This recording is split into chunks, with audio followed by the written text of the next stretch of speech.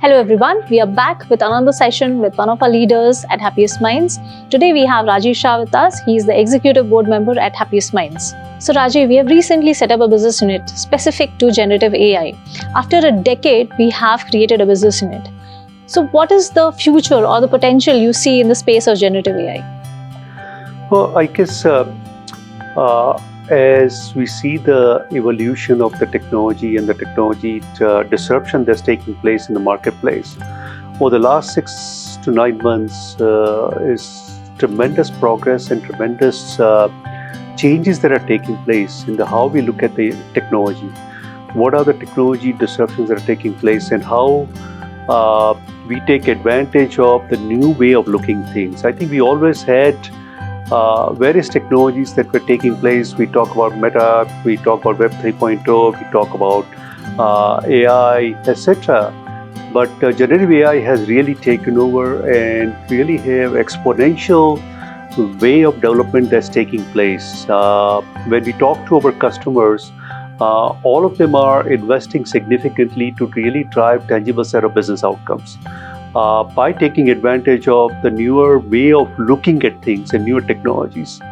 And based on that discussion, based on the true focus that we have from the technology perspective, we felt that it was the right approach for us to set up as a business unit to really align ourselves with the various industry groups that we have set up, the technology leadership that we have, and listening to and hearing our customers to really help them drive tangible sets of business outcomes. How is generative AI different from any other recent technologies?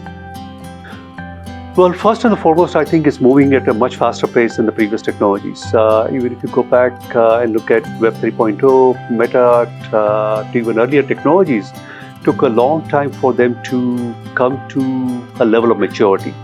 The second thing it is helping both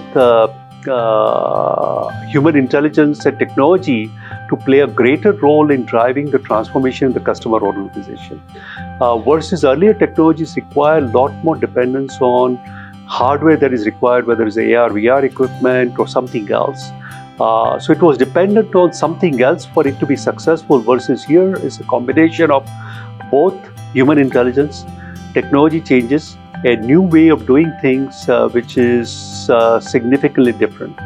The second thing is it evolves at a much faster pace than what we have seen in the past as well. So adaptation is also improving significantly compared to what we had seen. We are still, people are still debating on Web 3.0, metaverse, etc. Versus when you see and go and talk to our customers, there is a significant level of awareness as well as adaptation of generative AI technologies that's taking place. So from both adaptation perspective as well as the growth of the industry, growth of the technology, I think is moving at a much faster pace. So tell me one of the interesting applications of generative AI you have seen recently. It is, I think that I'll quote probably two quite diverse. One I have seen, social influencers generating $10 million revenue by promoting products and selling in the marketplace.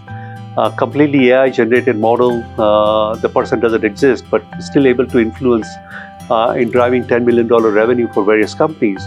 The other one I have seen in real-time applications on the healthcare industry, where there is a lot of real-time data that's being used to prescribe on, come out with the pathology reports right away to really influence the recovery path or what kind of treatment is required and how hospitals as well as research is being conducted to really improve the life of the individuals. So there's two spectrums. One is that influencers versus significant amount of investments going into various sets of industry segments. In my view, 30% of the next set of drugs that are going to be invented will be using some level of generative AI as part of the journey. How should an organization begin their generative AI implementation journey?